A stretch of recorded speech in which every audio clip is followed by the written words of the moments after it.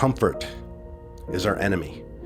We need to seek out discomfort proactively, voluntarily, and with extreme prejudice on a consistent basis in order to become the people that we're trying to become. Your standards are non-negotiable. If you want a better life, you're going to have to raise your standards, and you're going to have to put in the work every single day for a long time to become the person that you aspire to be. At the end of the day, you're either going to make it happen or you are not. When we raise our standards, we don't say things like we're going to try to do this and we're going to try to do that. No, we say this is exactly what the I'm going to do because this is who I'm going to become. And I will do whatever it takes for as long as it takes to make it happen.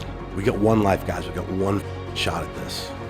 And we have the responsibility to do the things that we need to do to make sure when the day comes and they're lowering our caskets and then, shoveling dirt on top, that we'll be able to lay there in peace, without regret, knowing that we left the impact on this world that we were looking to leave.